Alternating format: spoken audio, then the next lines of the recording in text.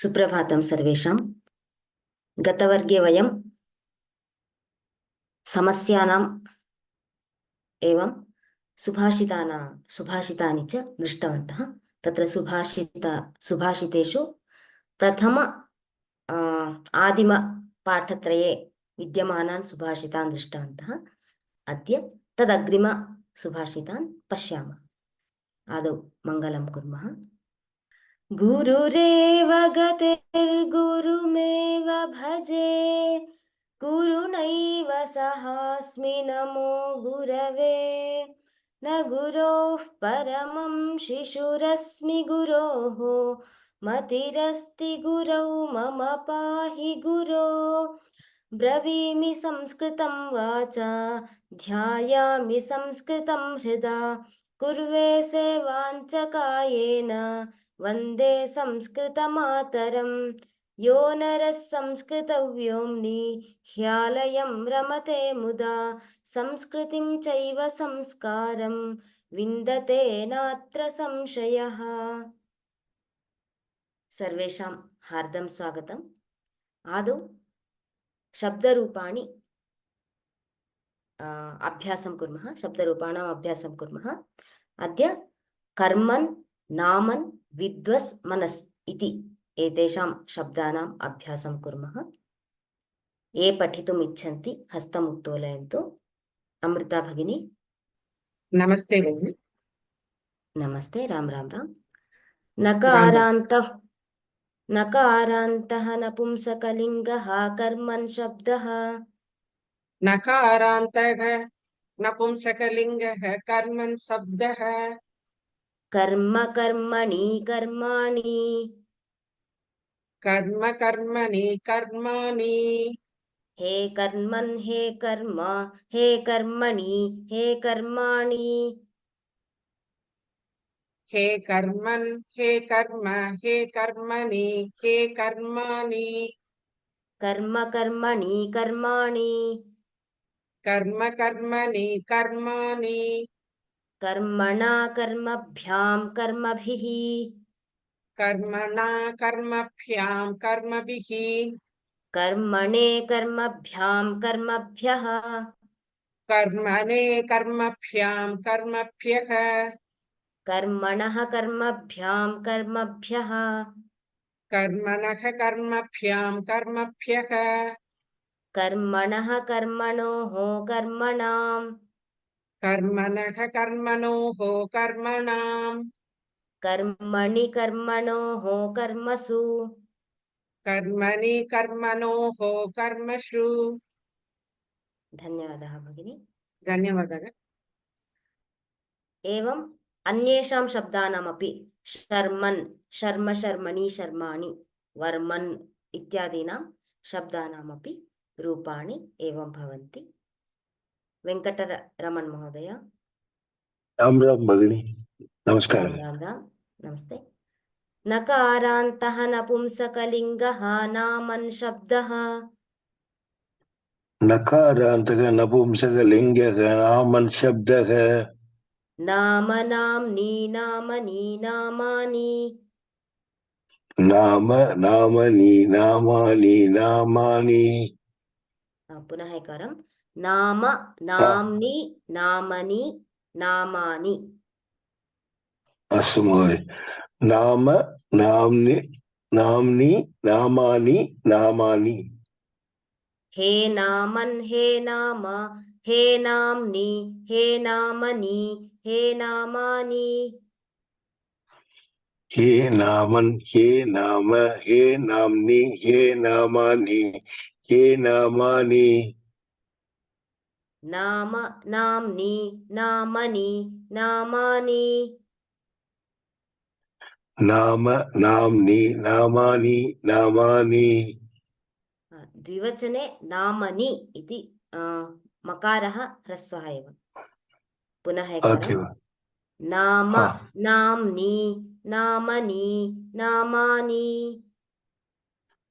नाम नाम्नि नामानि नामानि। नाम्ना नामभ्यां नामभिः, नाम्ना नामभ्यां नामभिः नाम्ने नामभ्यां नामभ्यः नाम्ने नामभ्यां नामभ्यः नाम्नः नामभ्यां नामभ्यः नाम्नां नामभ्यां नामभ्यः नाम्नः नाम्नोः नाम्नाम् नाम्नः नाम्नोः नाम्नभ्यां नाम्नां नाम्नाम् नाम्नि नामनि नाम्नोः नामसु नाम्नि नामानि नाम्नोः नामसु नामनि नामनि हाँ नामनि ओके ओके थैंक यू धन्यवादः धन्यवादः महोदय धन्यवादः एवम् अत्र अवलोकनीयं किं द्विवचने नाम्नि नामनि मकारः ह्रस्वः नाम्नि नामनि हे नाम्नि हे नामनि नाम्नि नामनि अत्र सप्तमी विभक्तौ द्विवचनस्यैव ह्रस्वः अस्ति नाम्नि नामनि इति अत्र दीर्घः अस्ति द्विवचने परन्तु सप्तमी विभक्तौ एकवचने ह्रस्वः अस्ति एवमेव धामन् व्योमन् हेमन् इत्यादीनां शब्दानां रूपाणि भवन्ति अग्रे विद्वस् शब्दः श्रीनिवास महोदय आं महोदय नमस्ते नमस्ते नमस्ते सकारान्तः पुल्लिङ्गः विद्वस् शब्दः सकारान्तः पुल्लिङ्गः विद्वांस शब्दः विद्वान् विद्वांसौ विद्वांसः विद्वान् विद्वांसौ विद्वांसः हे विद्वन् हे विद्वांसौ हे विद्वांसः हे विद्वन् हे विद्वांसौ हे विद्वांसः विद्वांसं विद्वांसौ विदुषः विद्वांसं विद्वांसौ विदुषः विदुषा विद्वद्भ्यां विद्वद्भिः विदुषा विद्वद्भ्यां विद्वद्भिः विदुषे विद्वद्भ्यां विद्वद्भ्यः विदुषे विद्वद्भ्यां विद्वद्भ्यः विदुषः विद्वद्भ्यां विद्वद्भ्यः विदुषः विद्वद्भ्यां विद्वद्भ्यः विदुषः विदुषोः विदुषां विदुषः विदुषोः विदुषां विदुषि विदुषोः विद्वत्सु विदुषि विदुषोः विद्वत्सु धन्यवादः महोदय धन्यवादः अग्रे रञ्जनी भगिनी राम राम राम भगिनी राम राम राम सकारान्तः नपुंसकलिङ्गः मनस् शब्दः चकारान्तः नपुंसकलिङ्गः मनस् शब्दः मनः मनसि मनांसि मनः मनसि मनांसि हे मनः हे मनसि हे मनांसि हे मनः हे मनसि हे मनांसि मनः मनसि मनांसि मनः मनसि मनांसि मनसा मनोभ्यां मनोभिः मनसा मनोभ्यां मनोभिः मनसे मनोभ्यां मनोभ्यः मनसे मनोभ्यां मनोभ्यः मनसः मनोभ्यां मनोभ्यः मनसः मनोभ्यां मनोभ्यः मनसः मनसोः मनसां मनसः मनसोः मनसां मनसि मनसोः मनस्सु मनसि मनसोः मनस्सु धन्यवादः भगिनी धन्यवादः एवं सकारान्त नपुंसकलिङ्गशब्दानां रूपाणि भवन्ति तत्र तपः तपः तपसि तपांसि अतः क्वचित् केचन किं तपाः इति बहुवचने कुर्वन्ति परन्तु तपाः इति दोषः सः तपः अकरोत्, ते तपांसि अकुर्वन् अथवा कदाचित् तपः तेपे इति तपति इत्यत्र तथा रूपाणि भवन्ति। एवमेव यशः अपि, यशः यशसि यशांसि इति, सः यशः प्राप्तवान् सम्यक्, ते यशांसि प्राप्तवन्तः।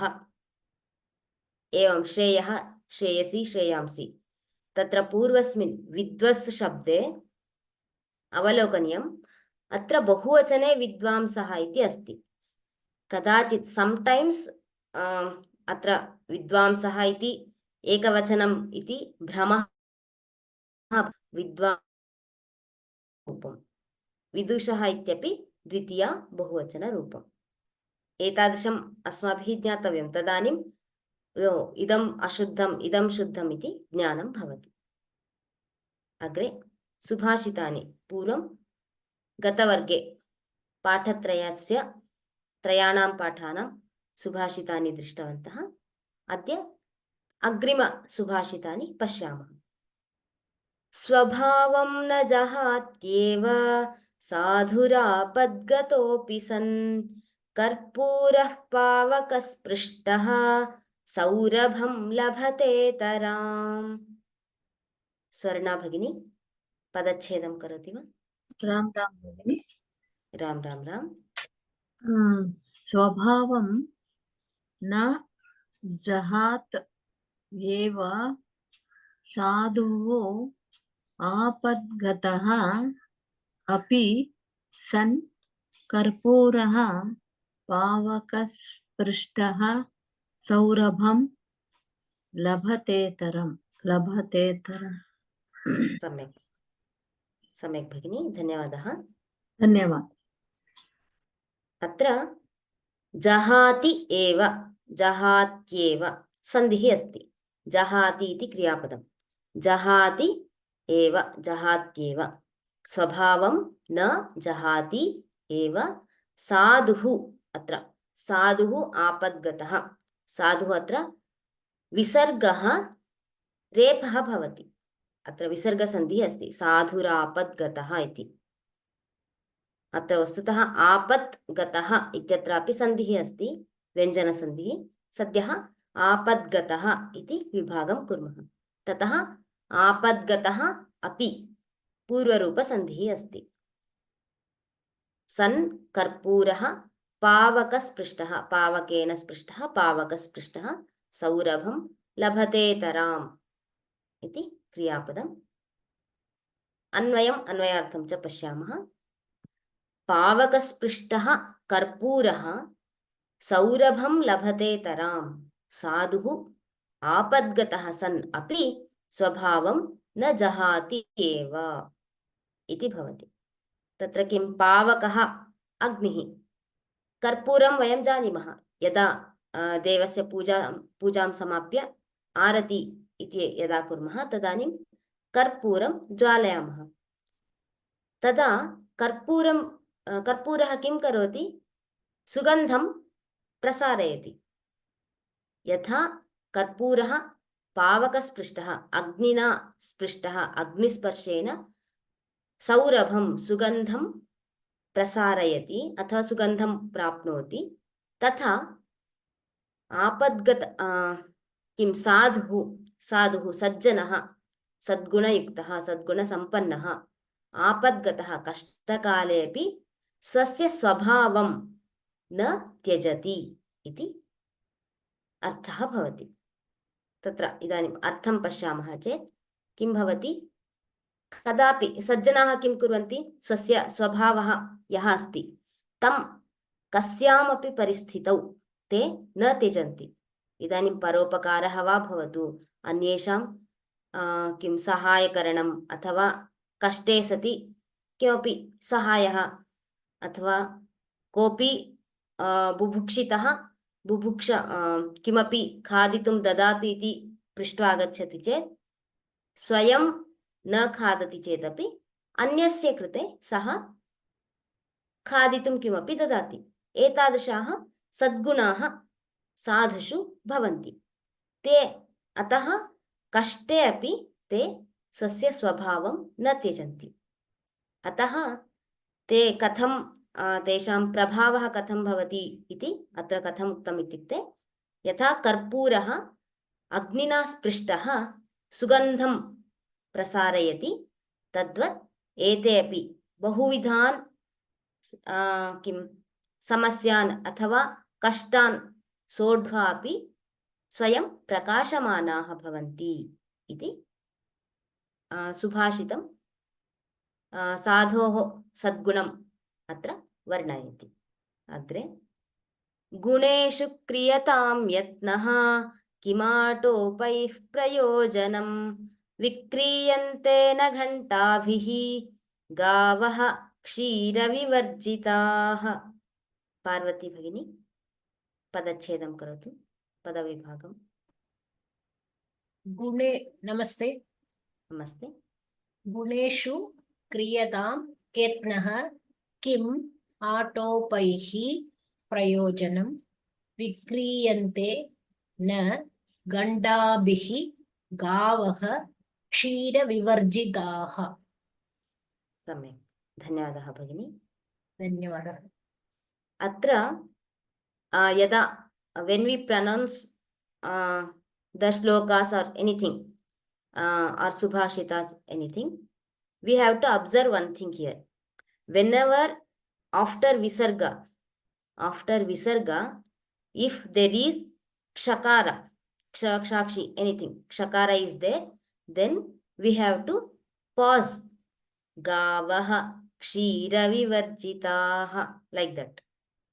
But whenever we can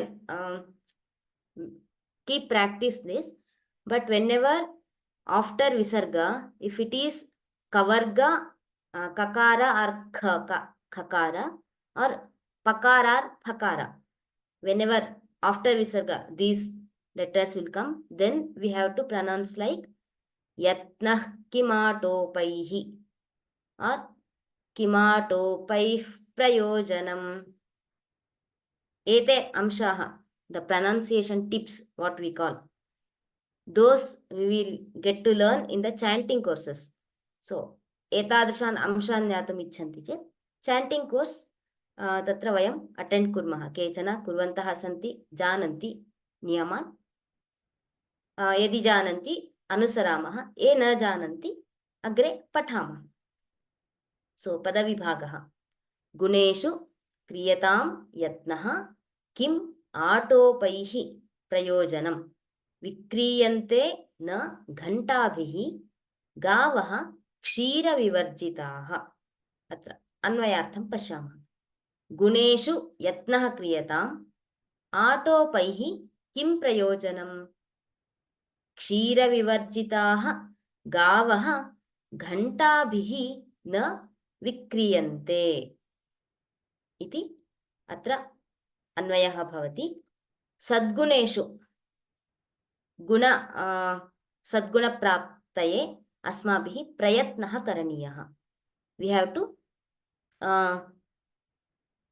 do something, we have to put effort to gain good qualities.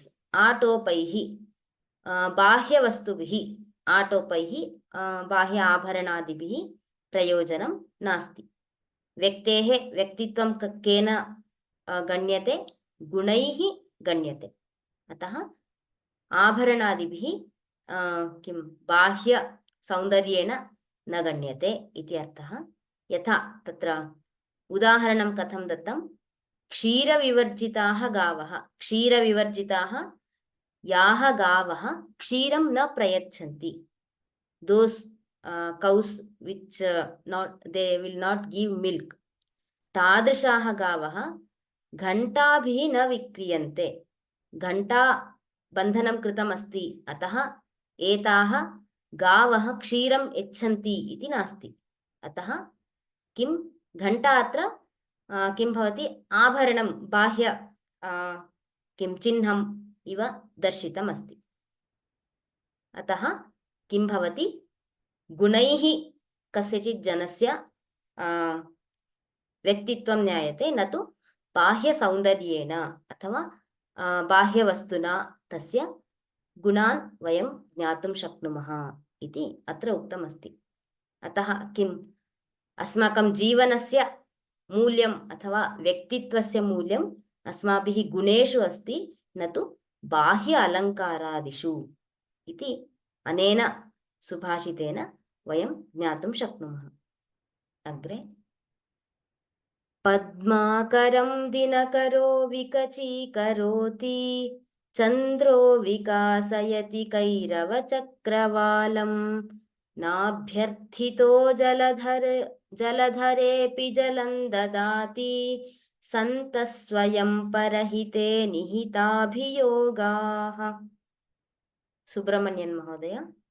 Ram Ram Ram भगिनी। राम राम राम। पदविभागं करोतु। अस्तु। पद्माकरं दिनकरः विकचीकरोति चन्द्रः विकासयति कैरवचक्रवालं न अभ्यर्थितः जलधरः अपि जलं ददाति सन्तः स्वयं परहिते निहत अभियोगाः। निहताभियोगाः। सम्यक्, धन्यवादः। अत्र जलधरोऽपि इति कुर्मः। जलधरः अपि जलं न ददाति इति। पद्माकरं दिनकरः विकचीकरोति चन्द्रः विकासयति कैरवचक्रवालं नाभ्यर्थितः न अभ्यर्थितः। अत्र सवर्णदीर्घसन्धिः अस्ति। नाभ्यर्थितः जलधरः जलधरो अपि इति अस्ति। जलधरः अपि जलं ददाति सन्तः स्वयं परहिते निहिताभियोगाः इति। अत्र सर्वत्र यदा यदा सन्धिः भवति तादृशसन्दर्भान् वयं दृष्ट्वा सन्धीनाम् उदाहरणं यदा पृच्छन्ति तदानीं ज्ञातव्यम्। इदानीम् अन्वयं पश्यामः। दिनकरः पद्माकरं विकचीकरोति। अत्र क्रमशः एकैकम् उदाहरणरूपेण दत्तवन्तः, तेन क्रमेण पश्यामः। दिनकरः पद्माकरं विकचीकरोति। दिनकरः सूर्यः, दिनं करोति इति दिनकरः सूर्यः। पद्माकरं कमलं किं करोति? विकासयति, विकचीकरोति। यथा किं ब्लूम् इति आङ्ग्लभाषया उच्यते, तदर्थं दिनकरः अपेक्षितः। चन्द्रः किं करोति?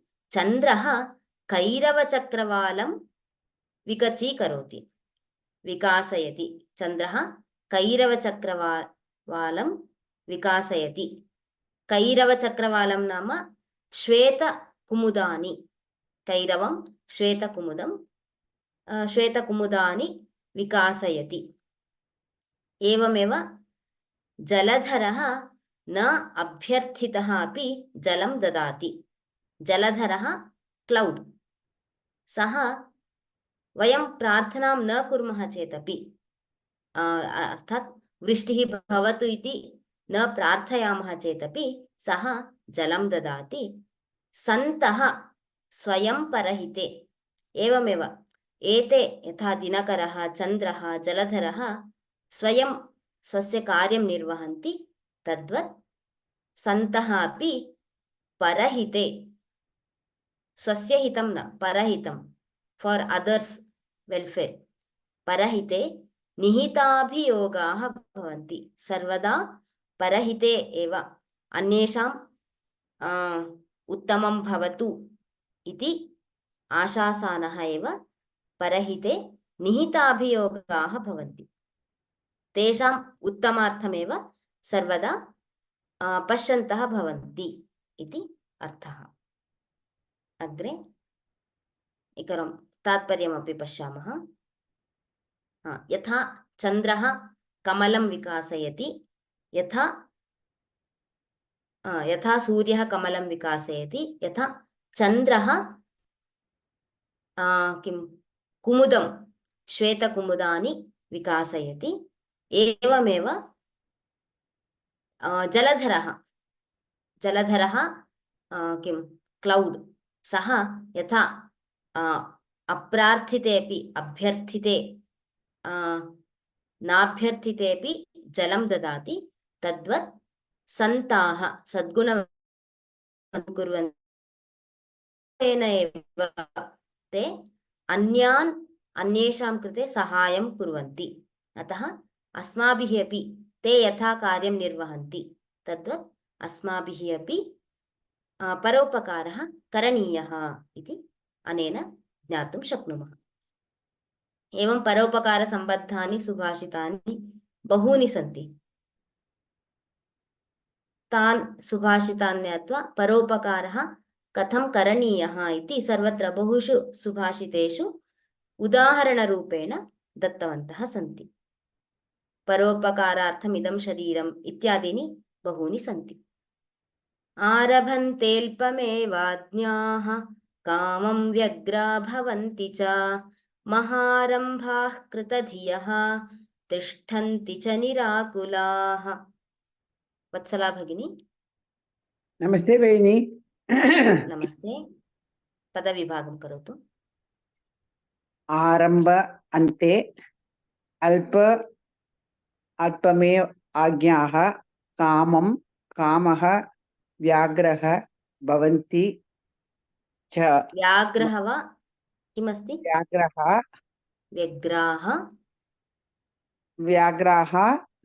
भवन्ति च।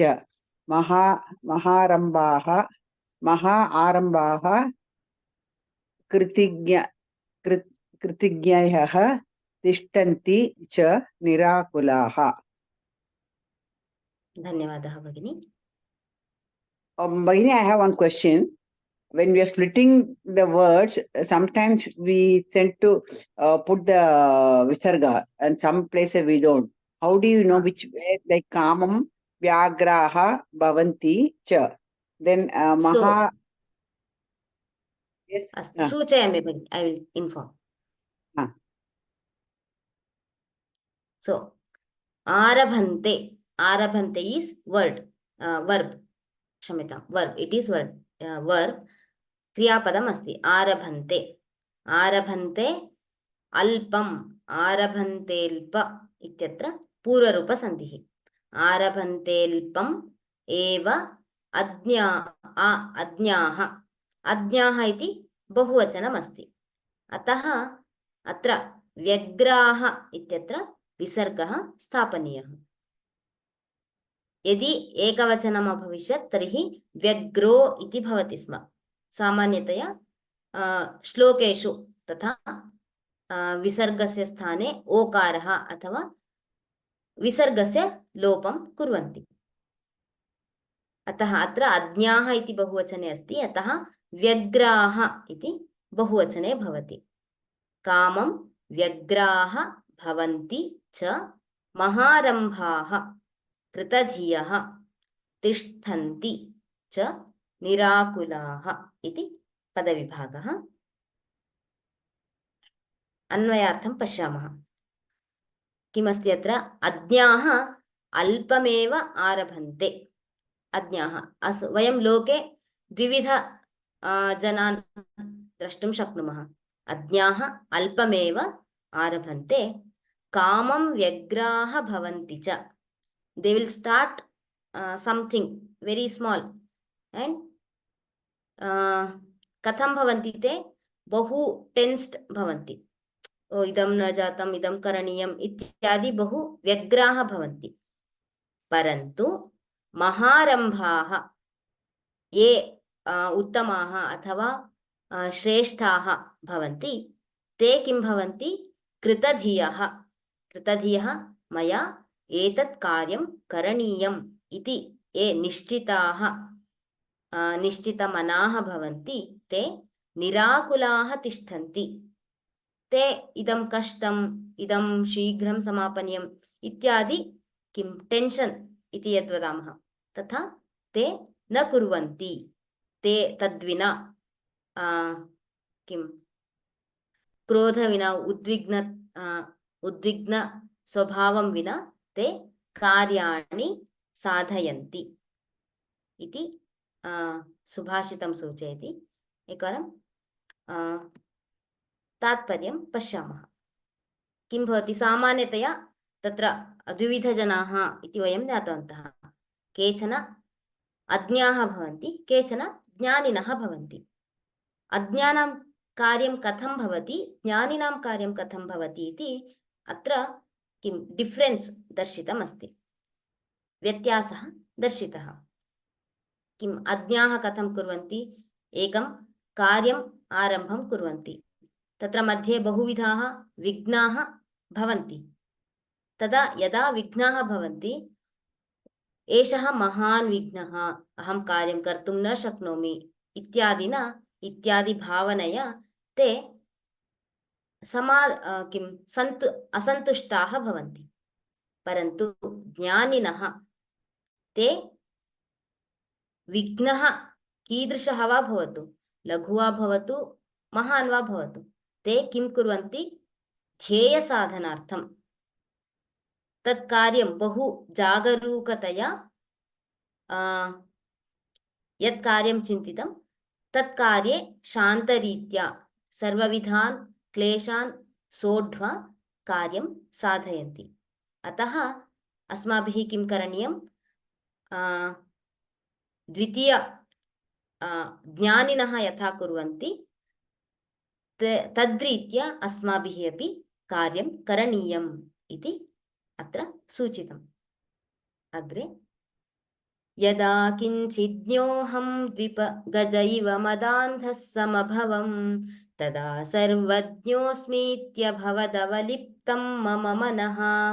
यदा किञ्चित् बुधजनसकाशादवगतं तदा मूर्खोऽस्मीति ज्वर इव मदो मे व्यपगतः। अत्र अस्माकमेव किं वयं कथं व्यवहरामः इति अस्मिन् सुभाषिते दर्शितमस्ति। भास्कर महोदय। नमस्ते भगिनी। नमस्ते। पदवी भगिनी। आम्। यदा किञ्चिदज्ञ अहं गजः इव मदान्ध समभवं तदा सर्वज्ञः अस्मि इति अभवत् अवलिप्तं मम मनः। यदा किञ्चित् बुधजन सकाशात् अवगतं तदा मूर्खः अस्मि इति ज्वरः इव मद मे व्यपगतः। उत्तमं महोदय, धन्यवादः। Thank you.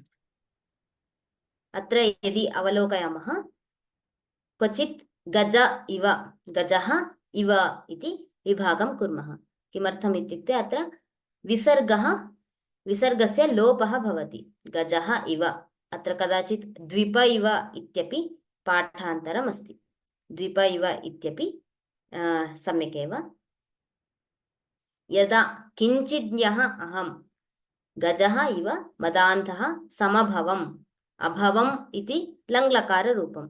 तत्र पूर्वं we have learned that whenever the upasarga will add to the dhatu, then in langlakara we have to check the form properly. Sam and abhavam, samabhavam iti rupam bhavati. Tada sarvajñosmi, सर्वज्ञः अस्मि पूर्वरूपसन्धिः, अस्मि इति यण्सन्धिः, इति अभवत् इत्यभवत्, अस्मि इति क्षम्यताम्, अस्मि इति पूर्वरूपसन्धिः, इति अभवत् यण्सन्धिः, अवलिप्तं मम मनः। यदा किञ्चित् बुधजनसकाशात् अवगतं, सकाशात् अवगतं, तत्र व्यञ्जनसन्धिः अस्ति। बुधजन इत्युक्ते ये पण्डिताः अथवा ज्ञानिनः इति अर्थः। तदा मूर्खोऽस्मीति, मूर्खः अस्मि, मूर्खोऽस्मि इति, अत्र मूर्खः अस्मि पूर्वरूपसन्धिः, अस्मि इति सवर्णदीर्घसन्धिः। ज्वरः इव, ज्वरः इति, अत्रापि विसर्गस्य लोपः अस्ति। अत्र मदो मे इति अस्ति, अत्र पूर्वम् उक्तं खलु, कदाचित् विसर्गस्य लोपः भवति अथवा कदाचित् विसर्गः ओकाररूपेण श्लोकेषु भवति इति। मदः इत्यत्र मदो मे इत्यत्र विसर्गः ओकारेण अस्ति, अतः विभागसन्दर्भे मदः मे व्यपगतः इति करणीयम्। अन्वयार्थं पश्यामः। यदा अहं किञ्चिज्ञः तदा किं कुर्वन् आसम्? मदान्धः गजः इव मदान्धः समभवम्। यदा अहं किञ्चिज्ञः आसम्, किञ्चिज्ञः अल्पं ज्ञातवान्, तदानीं मदयुक्तः गजः इव अहं बहु जानामि इति गर्वः आसीत्। तदा सर्वज्ञः अस्मि इति अत्रैव, तदा यदा किञ्चिज्ञः आसम् तदानीम् अहमेव सर्वज्ञः इति मम मनः अवलिप्तम् अभवत् इति। अहमेव सर्वज्ञः इति मम मनः अवलिप्तम् इत्युक्ते तथा चिन्तनम् अकरोत्। यदा किञ्चित् यदा पण्डितानाम् अथवा सज्जनानां सहवासं कृतवान्, तदा किञ्चित् बुधजनसकाशात्, यदा एवं तेषां सम्पर्कं कृतवान् बुधजनसकाशात्, पण्डितानाम् अथवा विद्यावतां सम्पर्कः कृतः, तदा अवगतं। किम् अवगतं? मूर्खः अस्मि इति। मूर्खः अस्मि इति अवगतवान्। तदा किम् अभवत्? मदः ज्वरः इव मे मदः व्यपगतः। मदः अत्र किं सर्वज्ञः इति मदः यः आसीत् सः ज्वरः इव, ज्वरः यथा उष्णता वर्धते अनन्तरं गुलिका स्वीकरणेन उपशमनं भवति, तथा मम अहङ्कारः इति अत्र स्वीकरणीयं। मदः अहङ्कारः ज्वरः इव व्यपगतः, ज्वरः इव गतः इति अत्र उक्तमस्ति। तात्पर्यम् एकवारं पश्यामः। अत्र किं सर्वदा तत्र ज्ञानसागरं बहु विशालमस्ति, अतः कथं व्यवहरन्ति जनाः इति अत्र दर्शितमस्ति। यदा अल्पं जानन्ति तदानीम् अहमेव सर्वं जानामि, अहमेव सर्वज्ञः इति भावनया, गजः यथा सर्वत्र यदा मदः भवति तदानीं सर्वत्र सः किं धावनं कृत्वा यत्किमपि नाशयति, बहु किमपि करोति। तद्वत् अहमपि मदान्धः गजः इव व्यवहरामि स्म, मम मनः तथा व्यवहरति स्म। परन्तु यदा बुद्धिवतां सज्जनानां पण्डितानां सहवासं कृतवान् अथवा तेषां समीपं गत्वा तेषां सम्पर्कः जातः, तदानीम् एवं सम्पर्केण इतोपि अधिकं ज्ञातुं शक्नुवन्ति। अतः एवं सम्पर्केण सहवासेन अहम् अधिकं किञ्चित् अवगतम्, इतोपि अधिकम् ज्ञातुं शक्तवान्। तदा किम् अभवत्? तदा मूर्खः अस्मि, अहं ज्ञानी न, अहं सर्वज्ञः न, अहं मूर्खः, अहं किमपि न जानामि, इतोपि बहु अस्ति ज्ञातुम् इति मूर्खः अस्मि इति मम मदः अहङ्कारः ज्वरः इव व्यपगतः, ज्वरः इव मम अहङ्कारः गतः इति अत्र सुभाषितस्य अर्थः। एवं वयं यत्किमपि ज्ञातवन्तः चेदपि अस्माभिः तथा न व्यवहरणीयम् इति अनेन ज्ञायते। यतोहि बहु अस्ति ज्ञातुं, बहुविधाः विद्याः सन्ति, बहुविधं ज्ञानम् अस्ति ज्ञातुम्। अतः वयं किञ्चित् अल्पं, तत्र जलबिन्दुः यथा अस्ति तावद् वयं जानीमः। अतः अहङ्कारेण अस्माभिः न वर्तितव्यम् इति ज्ञायते।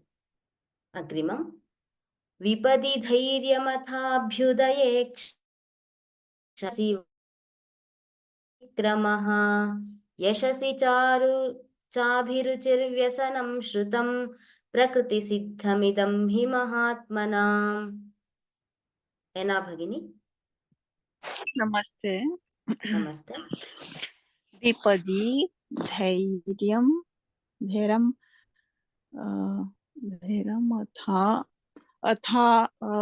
अथाभ्युदये क्षमा सदसि वाक्पटुता युधि विक्रमः यशसि च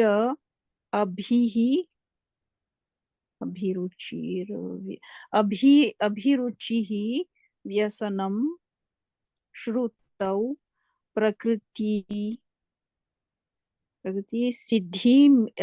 प्रकृतिसिद्धम् इदं हि महात्मनाम्।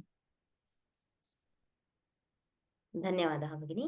धन्यवादः। अत्र विपदि धैर्यम् अथ अभ्युदये, विपदि धैर्यम् अथ अभ्युदये, अथाभ्युदये सवर्णदीर्घसन्धिः।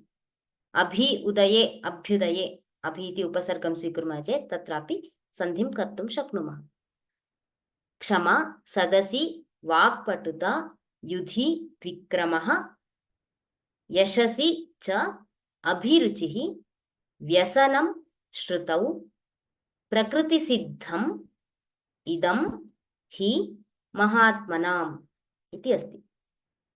अत्र किं सन्दर्भं दत्वा तत्र कथं भवेत् जनः अथवा व्यक्तिः इति सूचितम् अस्ति।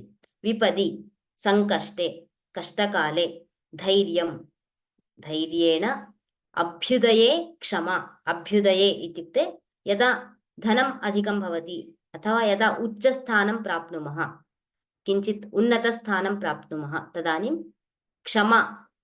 क्षमागुणः। सदसि वाक्पटुता, सदसि इत्युक्ते सभायां वाक्पटुता, सम्भाषणकौशलं कथं भाषणीयम् इत्यादि। युधि विक्रमः, युधि युद्धे, संग्रामे अथवा युद्ध क्षेत्रे, विक्रमः पराक्रमः भवेत्। तत्र युद्धं करणीयं, तद्विना अहं युद्धं न करोमि इति परिवर्त्य पुनः प्रत्यागमनं न करणीयम्। अतः युधि विक्रमः। यशसि अभिरुचिः, यशसि यदा प्रसिद्धिः प्राप्यते तदानीं धैर्यं भवेत्। तत्र मया प्रसिद्धिः प्राप्तः इति तत्र इतस्ततः कदाचित् भवति, तथा न भवेत्। श्रुतौ व्यसनं महात्मनाम् अथ इदं प्रकृतिसिद्धं हि।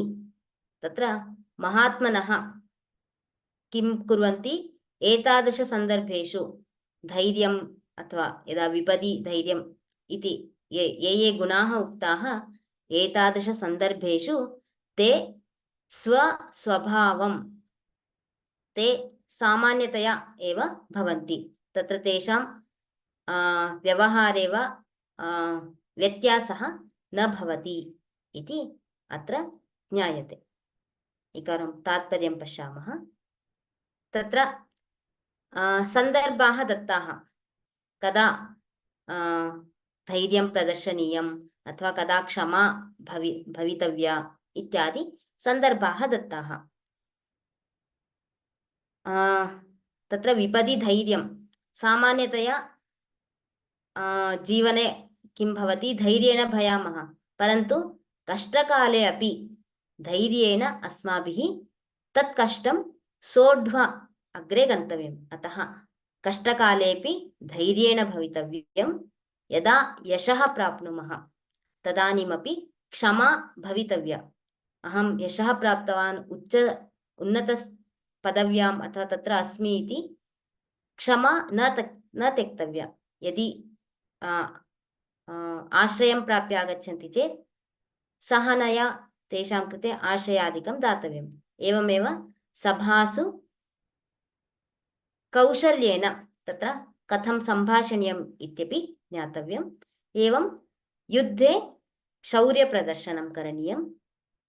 एवमेव यदा यशः प्राप्नुमः तदानीं सन्तोषः भवति अथवा उत्साहः भवति। एवं महान्तः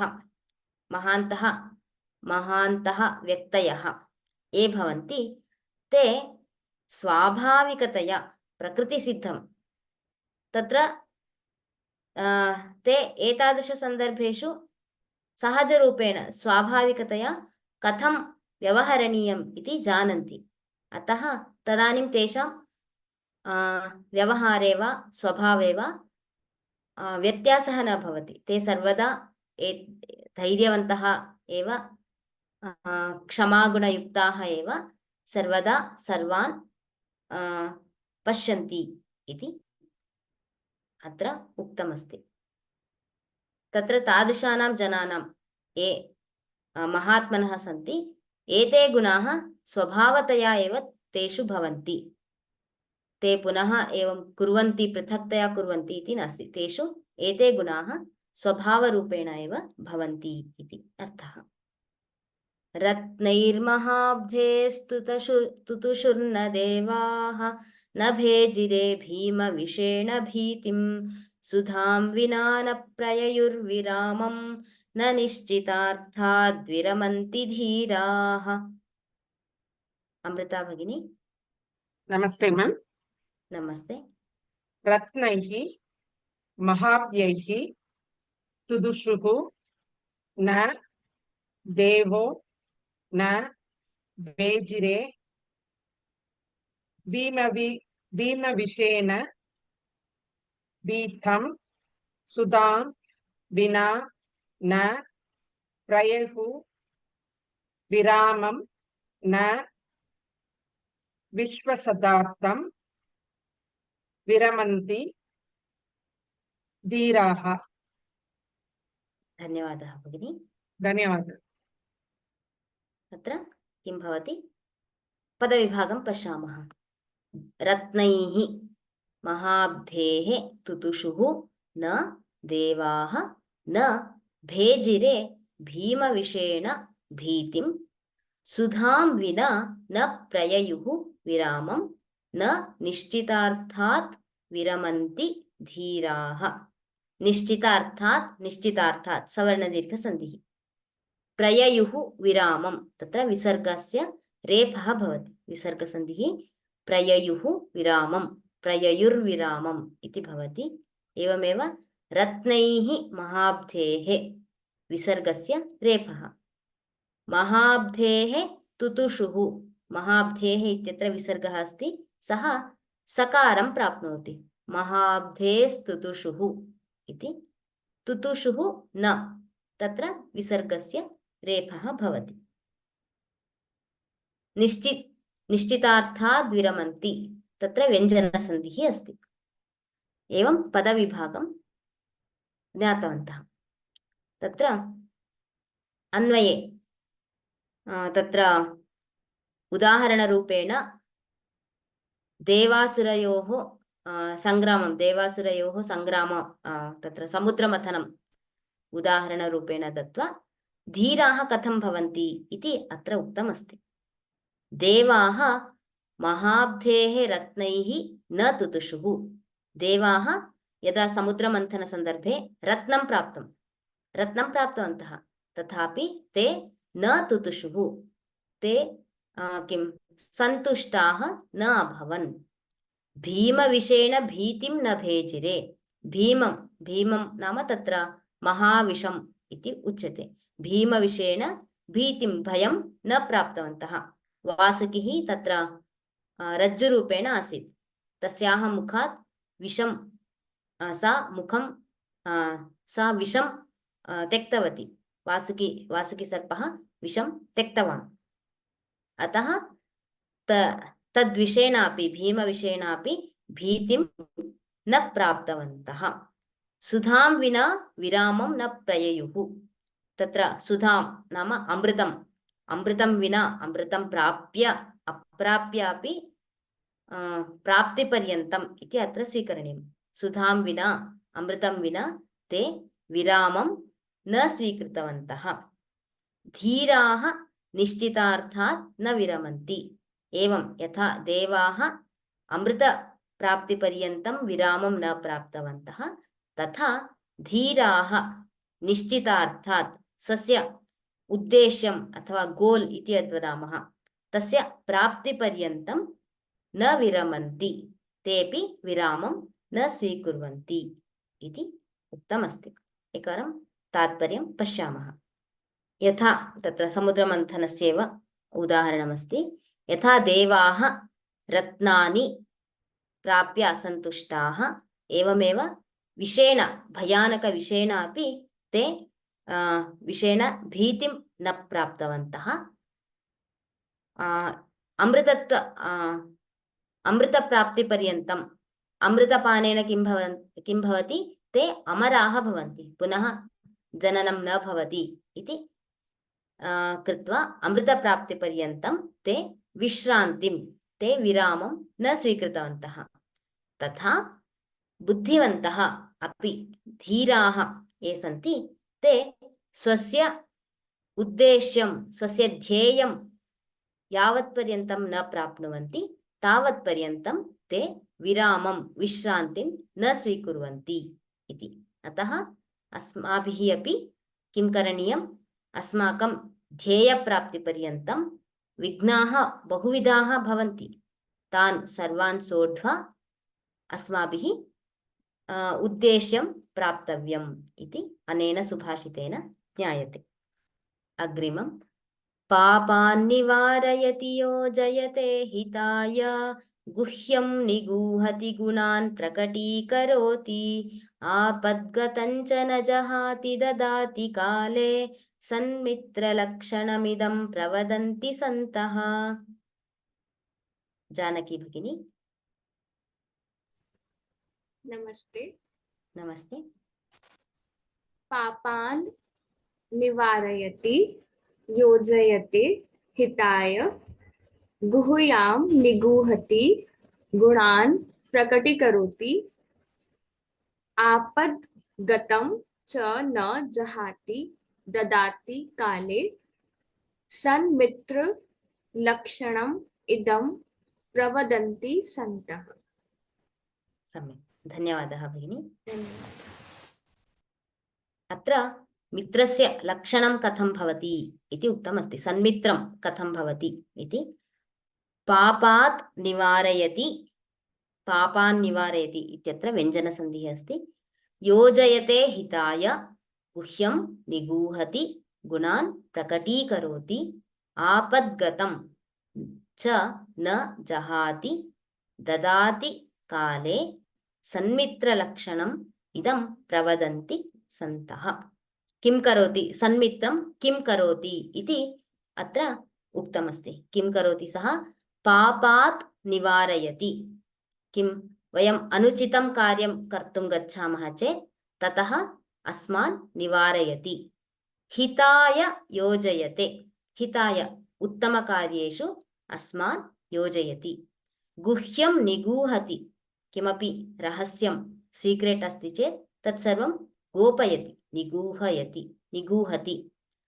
गुणान् प्रकटीकरोति, गुणान्, गुणाः इत्युक्ते अत्र उत्तमगुणाः, अस्माकं गुड् क्वालिटीस् भवन्ति खलु, तान् प्रकटीकरोति, तान् सूचयति, अन्यान् सूचयति, एषः अत्र उत्तमः अस्ति इति।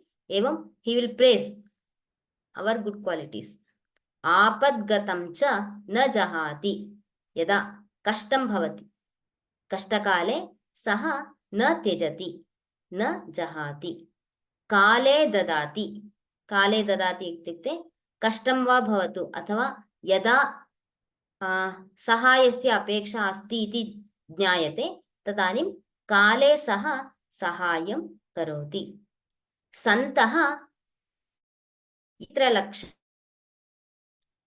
यः एवं व्यवहरति, एते गुणाः यस्मिन् सन्ति तत् सन्मित्रं सः तत् सन्मित्रम् अथवा एतादृशानि सन्मित्रलक्षणानि इति सन्तः श्रेष्ठाः जनाः प्रवदन्ति, कथयन्ति इति। अतः किम् अस्माकं जीवने बहुविधान् जनान् वयं मिलामः। तत्र कः अस्माकं हितं काङ्क्षति इत्यादि अस्माभिः ज्ञातव्यम्। अतः तत्र टु अब्सर्व् सन्मित्र we have to make a checklist. पापात् सः अस्मान् निवारयति वा इति अत्र अस्माकं चेक्लिस्ट् कृते इदं सुभाषितम् इति वक्तुं शक्नुमः। तात्पर्यं पश्यामः। यः अस्माकम् उत्तमः परममित्रम् इति वदामः तस्य गुणाः एवं भवन्ति इति सुभाषितं सूचयति। किं किं करोति? अस्मान् पापात् दुष्टकार्यात् निवारयति, उत्तमकार्ये योजयति अस्मान्, पुनः गुह्यं निगूहति, रहस्यानि गोपयति अथवा सुरक्षितरूपेण स्वस्मिन् एव स्थापयति। एवमेव गुणान् प्रकटीकरोति, सद्गुणान् स्वस्य इत्युक्ते अस्माकं सद्गुणान् एव सः प्रकटीकरोति, रहस्यं संरक्षति, आपद्गतं कष्टकाले सः कदापि न जहाति, त्यक्त्वा न गच्छति। यदा आवश्यकता अस्ति तदानीम् आगत्य सहायं करोति। एवम् एतादृश गुणान् वयं यस्मिन् पश्यामः सः अस्माकं सन्मित्रम् इति वयं ज्ञातुं शक्नुमः। अद्य वयं किं किं पठितवन्तः? कर्मन्, नामन्, विद्वस् एवं मनस् इत्येतेषां शब्दानां रूपाणि वयं ज्ञातवन्तः। एवमेव सुभाषितानि तत्र चतुर्थपाठतः सप्तमपाठपर्यन्तं प्रत्येकं पाठे सुभाषितद्वयम् अस्ति। There are 2 subhashitas in each lesson. So today we have learned from 4th lesson to 7th lesson. We have covered 4th to 7th lesson. प्रश्नाः सन्ति वा? तत्र व्यपगतः वि इति उपसर्गः अपगतः इति यदा भवति तदानीं व्यपगतः सन्धिः भवति चेत् वि प्लस् इकारः अकारः यकारः आदेशः भवति। सो व्यपगतः। तत्र चाटुश्लोकाः we have learnt the chatuslokas in the previous classes.